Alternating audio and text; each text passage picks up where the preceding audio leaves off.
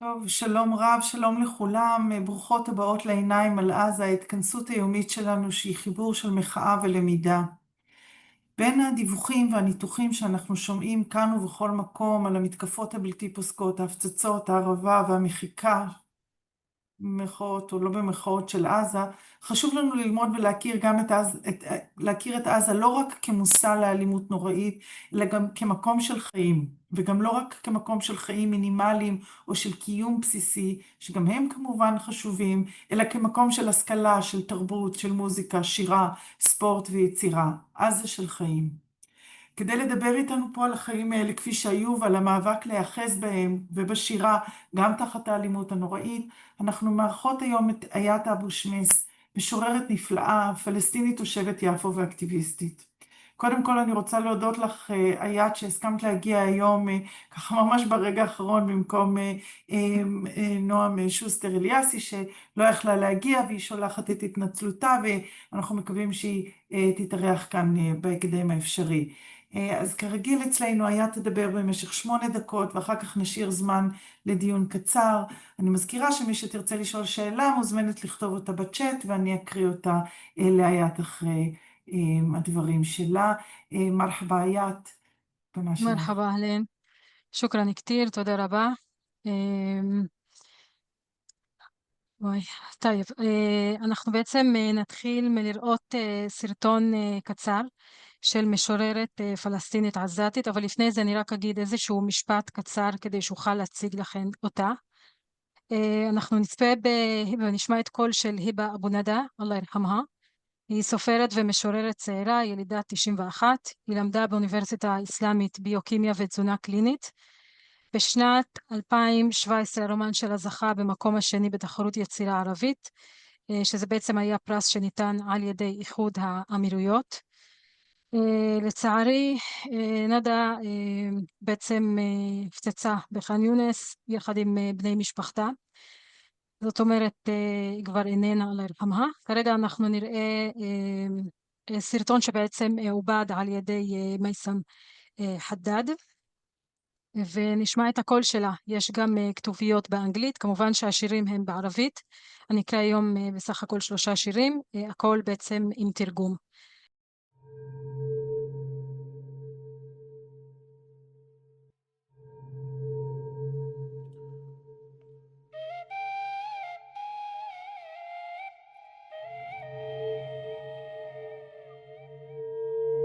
يا وحدنا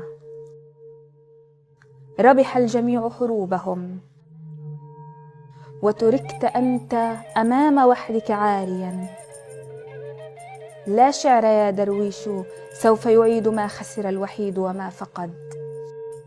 يا وحدنا هذا زمان جاهلي آخر، لعن الذي في الحرب فرقنا به وعلى جنازتك اتحد. يا وحدنا الأرض سوق حرة وبلادك الكبرى مزاد معتمد. يا وحدنا هذا زمان جاهلي لن يساندنا أحد. يا وحدنا فامسح قصائدك القديمة والجديدة والبكاء وشد حيلك يا بلد.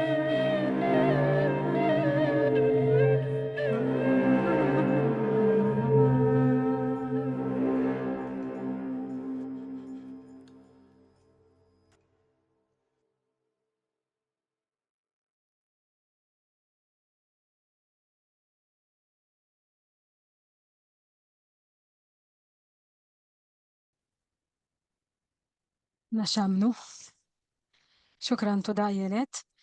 אני עכשיו אשתף שיר נוסף של המשוררת הינד ג'ודה. הינד ג'ודה היא בעצם התחילה כסופרת ומגישה ועורכת תוכנית רדיו. זכתה בפרס מקומי עבור סיפור קצר שהיא כתבה, ואחרי זה פרס נוסף שנקרא בעצם פרס הזהב, זה פרס מצרי שניתן לכתיבה ליוצרים ויוצרות צעירים וצעירות בתחילת דרכן. לאחר כך היא התחילה לכתוב שירה. ספר השירים שלה הראשון יצא לפני כ-12 שנה, ומאז היא ממשיכה בכתיבת השירה. במלחמה עכשיו בעצם היא השתתפה במספר פרויקטים של כתיבה ופרויקטים של תרגום. ממש לאחרונה, לפני כחצי שנה, יצא לאור ספר שלה שהוא ספר דו-לשוני בערבית ובצרפתית. הינד מהמעטים שהצליחו לצאת מן עזה, והיא בעצם הייתה במצרים לתקופה, ובימים אלה היא נמצאת במצרים. אז שנייה אחת אני ככה אעלה ואשתף את השיר שלה, כדי שתוכלו בעצם ככה לקרוא את זה, קצת לעקוב באנגלית. ماذا يعني أن تكون شاعرا في زمن الحرب؟ هذا يعني أن تعتذر، أن تكثر من الاعتذار للأشجار المحترقة، للعصافير التي بلا أعشاش، للبيوت المسحوقة، للشكوك طويلة في خاصرة الشوارع، للأطفال الشاحبين قبل الموت وبعده، ولوجه كل أم حزينة أو مقتولة. ماذا يعني أن تكون آمنا في زمن الحرب؟ يعني أن تخجل من ابتسامتك، من دفئك، من ثيابك النظيفة، من ساعات مللك، من تثاؤبك، من فنجان قهوتك، من نومك المستقر، من أحبائك الأحياء، من شبعك، من الماء المتاح، من الماء النظيف، من قدرتك على الاستحمام، ومن المصادفة بأنك ما زلت حيا. يا إلهي، لا أريد أن أكون شاعرة في زمن الحرب.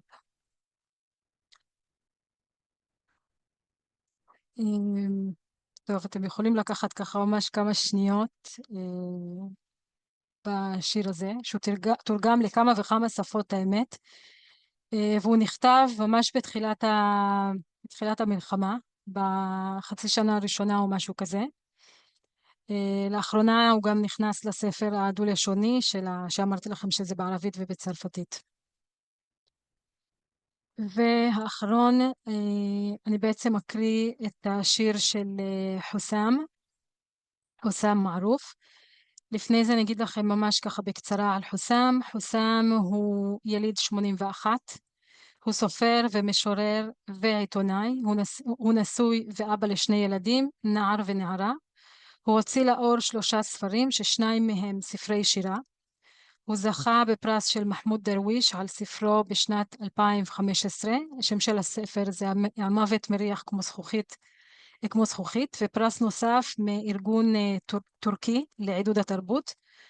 הוא כותב מאמרים על החיים בעזה, בעבר הוא כתב המון וגם עכשיו על המון סוגיות של נשים, אלימות של נשים ומעבר ועוד, גם על ילדות בעזה ועל המלחמה. הוא ממשיך עכשיו את העבודה שלו כעיתונאי ועורך גם בתקופה הזו, עד כמה שניתן. היה חשוב לחוסם כשדיברתי איתו, אז כשעשינו אני וחברה את האירוע הזה, שתכף אני אספר לכם על זה, היה חשוב לו להגיד שהשיר הזה לא נכתב במלחמה הזאת, הוא נכתב בצוק איתן, והוא בחר אותו והוא שלח לי את השיר הזה, כי הוא רצה שאנחנו נדע שזאת לא מלחמה ראשונה, שזה סוג של מציאות שלהם בעזה, שזה חלק. אז זה השיר. التفاصيل الدقيقة للحرب. غارقون في الزمن المحدد لوقف القتال. نصنع قلوبا احتياطيا خوفا من فقدان القلب الوحيد. لا نعرف ما جدوى التمسك بحياة على الحافة، لكن يبدو أن الأمل لا يتم قصف دفعة واحدة. التفاصيل الدقيقة للحرب. غازات سامة لا يمكن منعها من التحليق في دمنا، ولا نعرف كيف نمسك بالخوف لنلقيه قطعة واحدة خارج الجسد. يا الله، إيقاع القلق في الداخل أعلى من الصوت، قذيفة تسقط بالقرب. كلي، كيف ستقنع العالم بعد الآن بأن الغابة فارغة من الطبول؟ التفاصيل الدقيقة للحرب تثبت أقدامنا في المكان، فيما يهرب البيت تاركا حجارته وأشلاء الأطفال مفتتة في الذاكرة. זה השיר האחרון ליום שאני אקריא. אני חושבת שעברו 7 ו8 דקות, נכון איילת? נכון, אבל אם את רוצה עוד דקה כדי להגיד על האירוע או משהו, אוקיי. לפתוח את הדיון. אם לא, אנחנו יכולים להתחיל בשאלות, איך שאת רוצה. כן, אני אציין שבעצם לפני קצת פחות משנה, אני וחברה שלי שהיא בעצם גם מתעסקת בספרות, דוקטור רחל קורזים, עשינו אירוע שבו בעצם הבאנו את קולות של המשוררים והמשוררות מעזה אלינו לכאן. וזה היה אחד הדברים הכי קשים שעשיתי, ועשיתי לא מעט ככה דברים שהם מאתגרים, בכלל החיים כאן מאתגרים, אז כל דבר הוא ככה לא פשוט, אבל זה ספציפית היה מאוד מאוד מאוד מאתגר. גם הקרבה הנפשית והדם והקשר דם והכל, אבל גם כאילו כבת אדם, וכבת אדם, כיוצרת, כל הדברים שככה נתקלנו בהם. אבל אלחמדולillah בסופו של דבר באמת הצלחנו לעשות את האירוע. היה אירוע מאוד גדול, שזה היה ביפו, בתיאטרון אל-סראיה, ונכחו בו המון, כאילו בעצם היה 0 מקום באולם. הגיעו המון ישראלים ופלסטינים שהיו מעוניינים לשמוע את הקולות האלה. כל מי שהשתתף כמובן השתתף בהתנדבות, כנ"ל התיאטרון עצמו, הכל בעצם זה היה ככה כמחווה. היה תודה רבה גם על השירים מטלטלים, אני לא אוהבת את המילה הזאת, אבל הם ללא ספק שירים חזקים מאוד, וגם על הדברים שלך. שואל דוד אם יש גישה לשירים האלה במקור או בתרגום, איפשהו באינטרנט.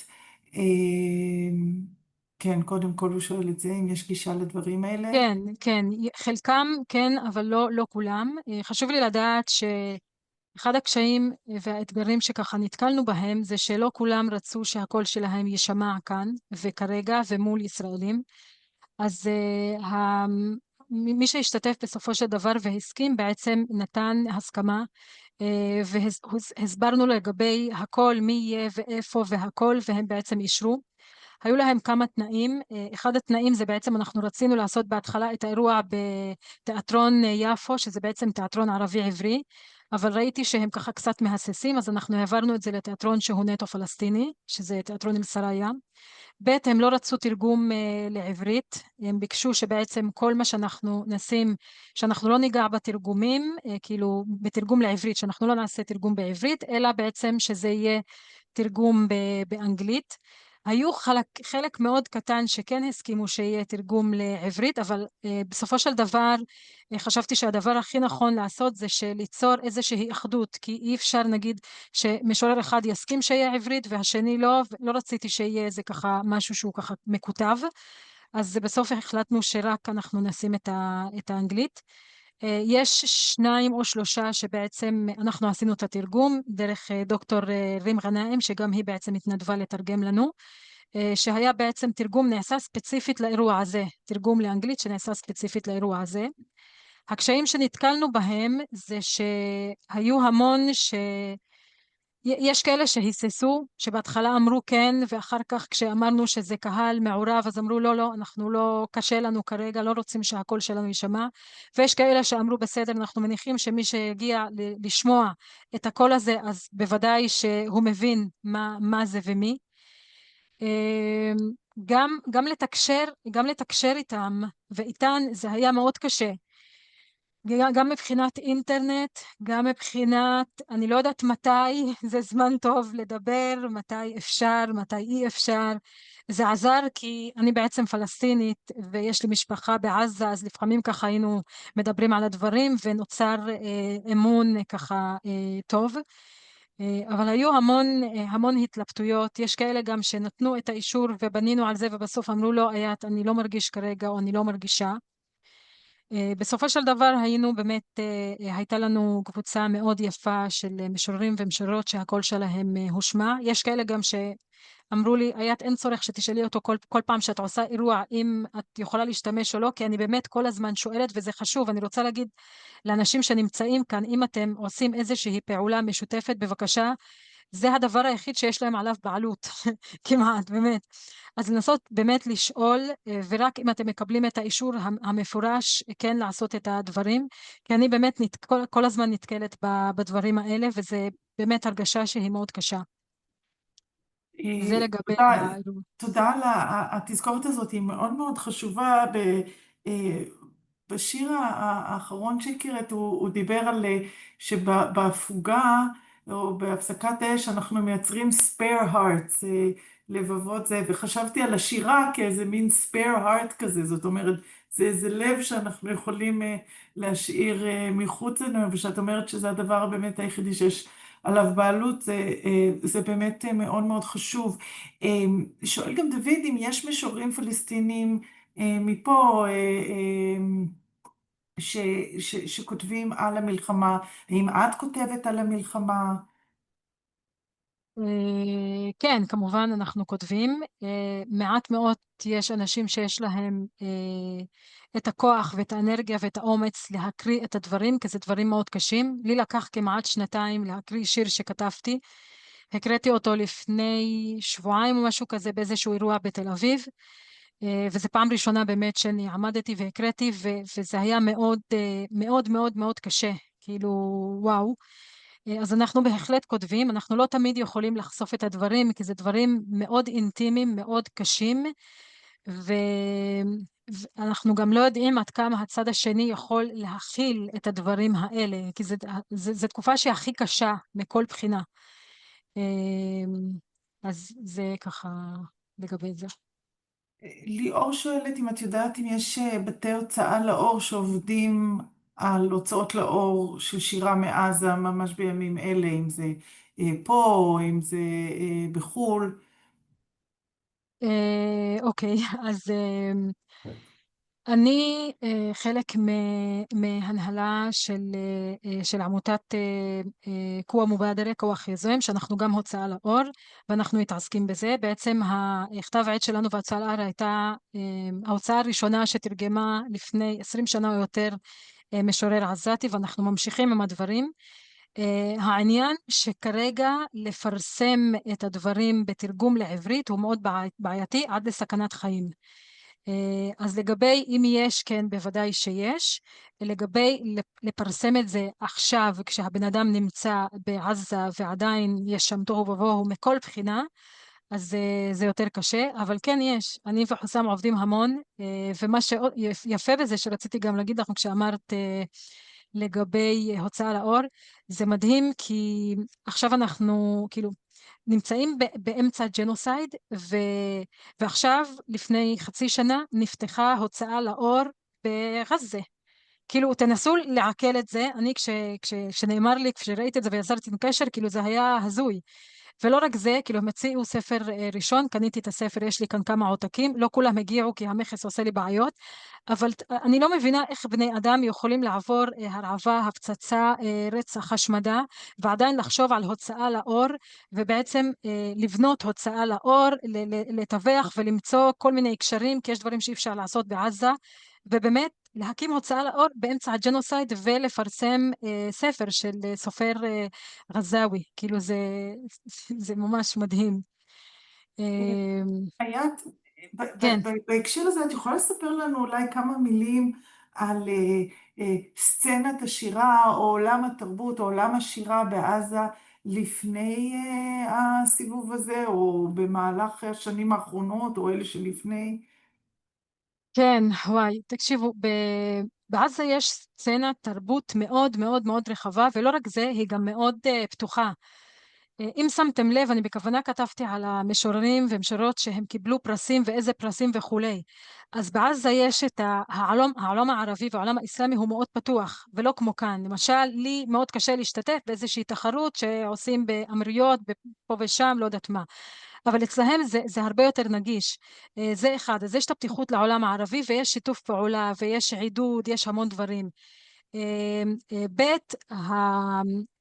אני למשל, אולי זה רק אני, אבל אני לא חושבת, מכיוון שאני מגיעה ממשפחה שהיא דתית, גם בעזה המשפחה שלי הם דתיים, אז חשבתי שזה הסטייל פחות או יותר, שהוא יותר סגור ודתי, אבל הופתעתי לגלות שיש באמת ליברליזציה בכתיבה, בתרבות, בתכנים, כאילו זה באמת היה אחד הדברים המדהימים. למשל, מסרי שכתב ממש את הספר האחרון, שהוא בעצם ספר של סיפורים קצרים, הוא מדבר על פמיניזם ועל נשים באמת בצורה מאוד מאוד פתוחה, שאני עדיין לא נתקלתי בזה כל כך. אולי זה רק אני, אולי כי אני מגיעה ממשפחה מוסלמית דתית וכולי, לא יודעת, אבל זה באמת דברים שממש ממש מעט נתקלתי בהם. אז בעיניי, כאילו בעזה הסצנה התרבותית היא מאוד מאוד גדולה ומאוד בעלת משמעות. אני רוצה באמת לנסות להראות לכם עכשיו רק תמונה אחת שתבינו על מה אני מדברת, ובזה אנחנו באמת ככה ננסה לסיים.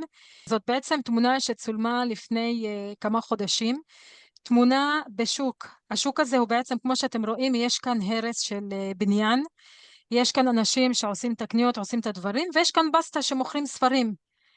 כאילו שתבינו עד כמה הסצנה התרבותית והספרים, הדבר הזה נוכח בתוך כל דבר בעזה.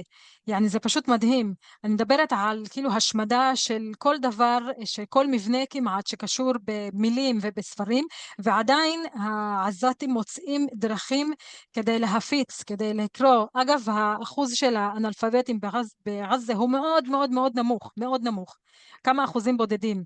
יש לנו כאן את התמונה הזאת שהיא משקפת את הכל, ואם תסתכלו כאן בספרים, יש ספרים מכל מיני כאילו סוגים, יש ספרים ספרי דת, אנחנו רואים את זה, יש ספרים של מדברים גם על עתיד, כאילו המילה חדן כל כך יפה ואופטימית, אישה שהיא בלי כיסוי ראש, אישה עם ככה גוונים, קצת בלונדינית, קצת זה, כאילו כל מיני דברים שבעצם מקשרים את כל העולם כולו ולא רק עזה, ממש כאן מתחת להריסות עם ההרעבה ועם ההפצצות.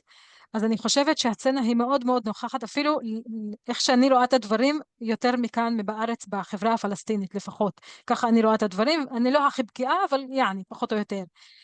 אז זה מדהים מה שקורה, ואל תשכחו גם את ההוצאה לאור שנולדה בתוך הג'נוסייד. איאת, תודה רבה, זו תמונה מרגשת, והדברים שלך היו, פתחו לנו צוהר נוסף וגדול ומלא חיים ותרבות ומילים, וזה שובר את הלב וגם מאחה אותו בעת ובעונה אחת. אני מאוד מאוד מודה לך שהגעת אלינו, ובכלל על העבודה שלך ועל הפעילות שלך שהן כל כך חשובות. אנחנו מחר נהיה שוב בעיניים על עזה, תחכו לעדכונים, אנחנו נדע מי יחליף את איאת מחר. תודה רבה, ולהתראות מחר.